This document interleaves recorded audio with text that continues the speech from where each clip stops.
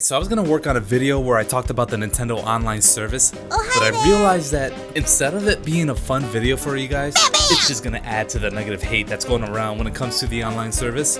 Instead of doing that, I'm gonna give you a Hat in Time mods. Also, I've been really obsessed with this game, so I just want to play a Hat in Time. I just want to play a Hat in Time. It's so cute. Before I get to these mods though, I just want to point out that I am playing the Steam version of this game, which supports in-game modding. I don't know if there's any way to mod any of the other versions, but the Steam version is pretty straightforward.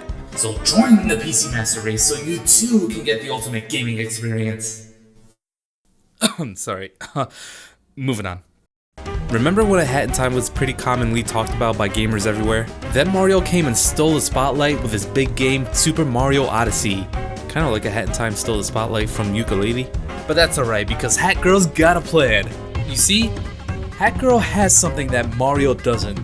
Or should I say, Hat Girl took something that Mario, well, no longer has. Some of you might see where I'm going with this. That's right, it's Cappy! Alright, so this is nothing new, but I just had to throw this in the video. This mod has gone around the internet for some time now, but the utility of it is so cool that I just had to show it off here. This mod isn't just for aesthetics. You can throw it and bounce off of it just like in Mario Odyssey. Now behold, as I demonstrate how this hat can be used to cross this treacherous gap.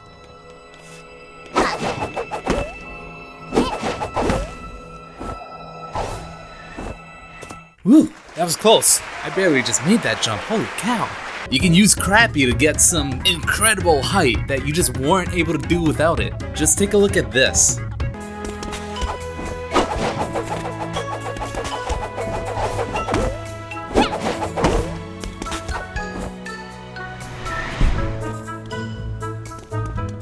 So this game's called a Hat in Time, right?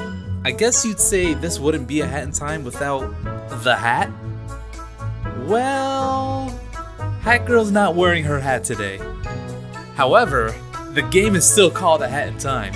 In fact, just to be sure, I double checked the main menu after enabling this mod just to confirm that this game is indeed still called a Hat in Time, even when Hat Girl is not even wearing a hat. So each hat in a Hat in Time has a special ability, right? However, when you're not wearing a hat, what special move can you perform? I like to call this the dive. I'm not sure if there's any use for this other than to just be silly and cute, but it's really stinking cute. I'm sure you can find some situations where it can come in handy in an aesthetic way or something, I don't know. But if you're not really feeling it, you can try the Manado power. There's not much to this other than a model swap, but it does look pretty cool, especially when attacking an enemy. Why won't you just die? Now, for the most amazing mod you will ever witness in your life. Are you ready for this? Hey, don't hate me. I'm not the bad guy here. However, if you want to be the bad guy, you can with the Playable Mustache Girl mod. Oh, these segues are great. You can play as, well, the bad girl. I mean, she does have a mustache, so, but I guess you're not supposed to assume gender. You can play as Mustache Girl.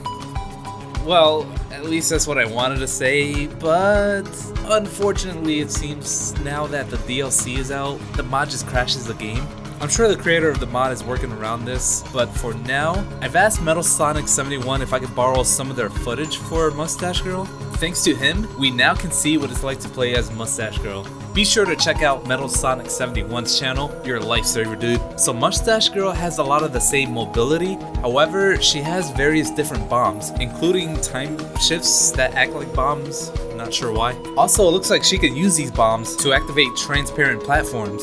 It looks like this mod was heavily developed to work with most, if not all levels, but obviously I haven't played it myself, so I can't say for sure. I'd hate to see this one die off because of a bug. Hopefully it's an easy fix, but we'll see.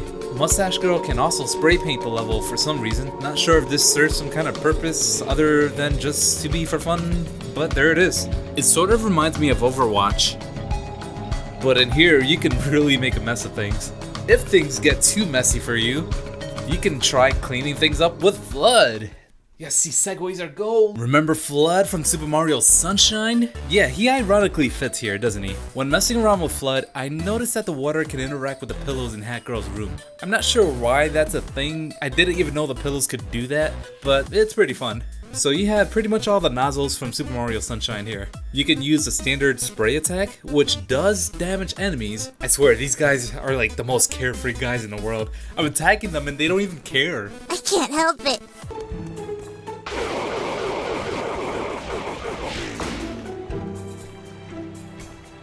Oh, hi.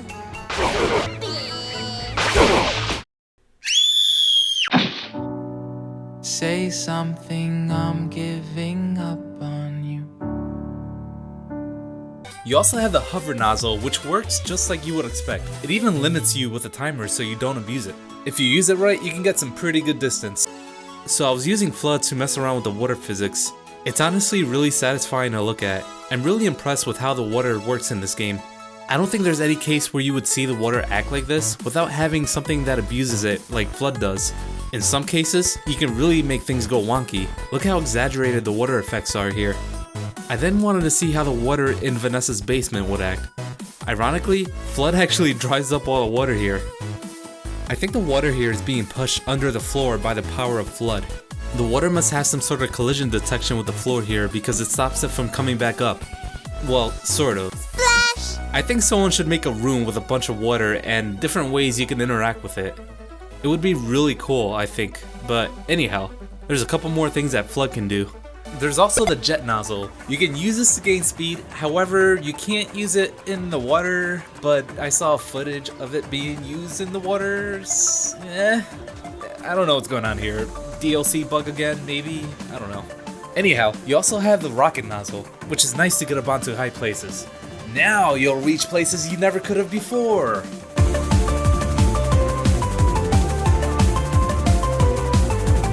But if you wanted to go even higher, you might want to consider flying. Oh no, my segues are dying. With this mod, you can use the Super Mario 64 flying cap to soar through the air. This one's really simple. You push a button and flying happens. It works just like in Super Mario 64, except it's easier to control and you can keep on getting height if you use it right. It tends to be a bit glitchy sometimes.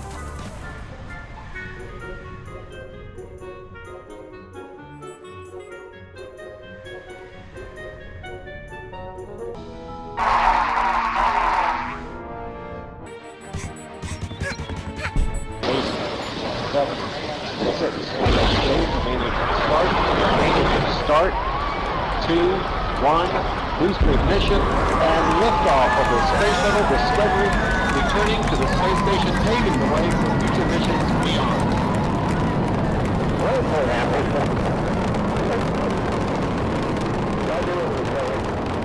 Alright, so whenever you get some sort of infinite flying ability in a game, you know you have to utilize it. It's time for Boundary Break! We're not Boundary Break. So Subcon Forest always impressed me with just how big it is. I thought this was the perfect opportunity to just explore this area some more. Are you ready? Because I'm about to show you the world. I can show you the world, shining, shimmering, splendid. Alright, so as I ascend into the great skies of Subcon Forest, I found these structures in the distance. I have never noticed these structures before, but since I was so high up, I was able to see them. So I first went over to the fire one, but my flight was restricted by an invisible wall. So I decided to try the ice structure. I wasn't sure why I was trying anymore since I was sure there'd be another invisible wall. But to my surprise, I was actually able to progress here. I just want to point out how beautiful this area is. What the crap, devs? So I made it to the top of the tower, finally, and I found a cheese-flavored Pac-Man that I was actually able to stand on. Also, who cut the cheese here? I didn't expect this here at all, but since I was a lot higher this time, I decided to go back to see if I could make it to the fire structure. And to my surprise, I was able to make it past the invisible wall and I found another Pac-Man cheese. This time the word sawed off was written on it. And someone cut the cheese again. Seriously, who's doing this? Alright, you know what? Anyone who gets over 20 likes in the comments section has been cutting the cheese. Go wild, everyone.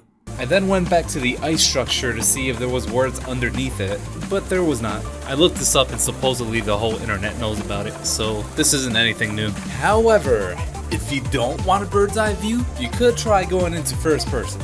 This mod allows you to enhance immersion by going in a first person view. This actually feels pretty natural playing the game like this, and I think having a first person platformer would be kinda cool. Try doing a level with the Fludd jet nozzle from before.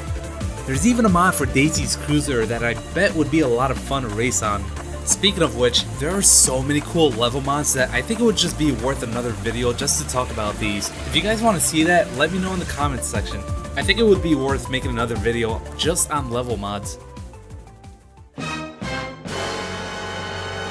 Oh no! Hat Girl, not you too! First Nintendo announced Peachette, then Bowsette became a thing apparently, and now this? Alright, so this is a collection of some hats and costumes from the Mario series. Each hat does something different. While Luigi has bombs, Luigi's hat does the same thing that Dweller's mask does, but boos appear. Wario does the ground pound, because he's big and fat. Mario does this. And Peach uses the umbrella to drop safely.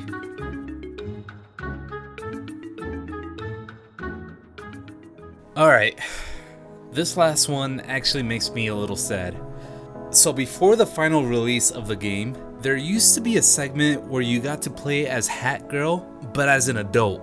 This whole idea was scrapped, and now we just have Hat Kid, who never grows up. While this is perfectly fine, it doesn't ruin the game in any way, but the time aspect in the Hat in Time doesn't seem to do anything but serve as a plot device. It would have been neat to see this explored a little further. You can download a mod where you play in this beta area where you play as Hat Adult Girl, but there honestly isn't much here, and yeah, I guess this could technically be a level mod, but I thought this was worth putting in here because this. So once you start, you can hear Hat Girl say, "Thanks, see you tomorrow," and then she walks out of this building. You can't jump, crouch, dive, or do any of Hat Girl's special moves, but you can walk around. It's a small area, but it still looks pretty cool. You can interact with the two windows on both sides of the door, though they seem to self-lock you, and the game forces you back into the mailroom. This mod makes me sad because it's really neat to see Hat Girl grown up like this, and it just makes me wonder what else could have been added to the game, or how the game could have been different, as it could have utilized more of the time aspect in A Hat in Time. It's not that big of a deal though, the game still turned out amazing, but maybe sometime in the future, this adult Hat Girl idea and more of an emphasis in time could be explored. A Hat in Time 2 please? Maybe?